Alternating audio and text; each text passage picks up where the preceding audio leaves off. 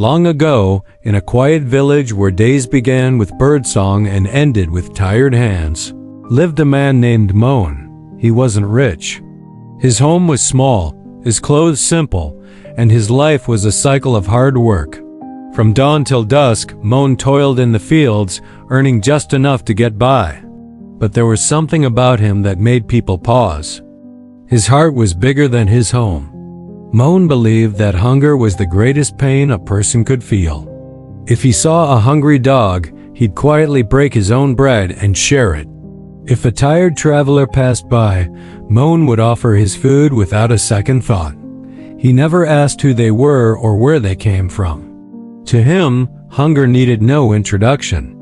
The villagers admired his generosity, but at home, things weren't always so peaceful. His wife, Sunita, worried constantly.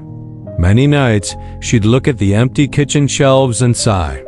"Your kindness will one day leave us with nothing," she'd say, her voice laced with concern. "You think of everyone else, but who will think of us?" Moan would just smile gently and reply, "Sunita, a hungry stomach cannot wait. If we have the power to help, how can we turn away? God sees everything."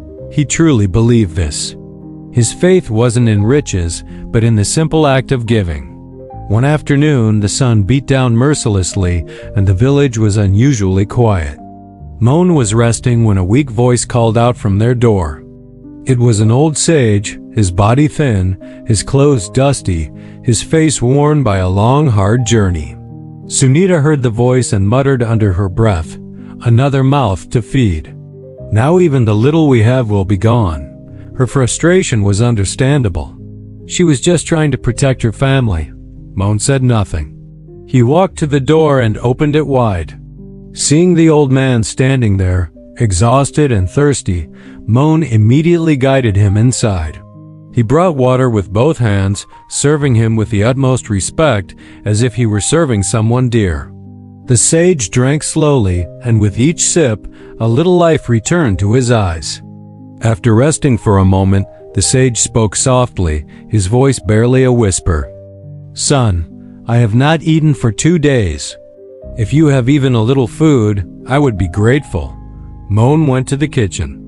When he looked inside, his heart paused. There were only 2 rotis left, meant for his own lunch. Just 2 small, flat pieces of bread. For a brief moment, the room was silent. Then, without hesitation, Moan picked up the rotis and turned to leave. Sunita stopped him, her voice a mix of anger and fear. "What are you doing? Those are for you. If you give them away, what will you eat? That man can go to someone else's house. But when we are hungry, who will help us?" Moan listened calmly to her desperate words. Then he said softly, "A hungry stomach cannot wait, Sunita. That old man has eaten nothing for 2 days. If we turn him away, what will happen to him? God will arrange something for us." The sage had heard every word, but he sat quietly, his eyes lowered, as if in deep thought. Moan walked over and placed the 2 rotis before him. "Please eat," he said with a warm smile. "This is the best food in our home today." The sage ate silently. When he finished, his face was peaceful, as if a great burden had been lifted from his soul. After some time, he stood up to leave. But before stepping outside, he called Moan closer. From a simple bag he carried, the sage took out a shining golden bowl and placed it in Moan's hands. Moan stepped back in surprise, his eyes wide. "Baba, I cannot take this. It belongs to you." The sage smiled, a wise and gentle expression on his face. "A king once gave me this as charity, but I have no use for gold. I was looking for someone truly worthy of it. Today I found you. This bowl is not a reward, it is a reminder. Karma is the true law of life. You gave without expecting anything in return, and that is why life will always take care of you. Never let wealth change the purity of your heart." With those words, the sage walked away, disappearing down the dusty path as quietly as he had arrived. Moan stood there, holding the heavy golden bowl, tears filling his eyes. He didn't see gold. He saw proof that kindness never, ever goes unnoticed. He saw a validation of his unwavering faith in humanity. In that moment, he promised himself that no matter how difficult life became, no matter what challenges he faced, he would never turn away from someone in need. This story teaches us a powerful lesson. In life, doing good doesn't always bring immediate rewards. You won't always get a golden bowl right after you help someone. Sometimes, you might even feel like your kindness is being taken for granted.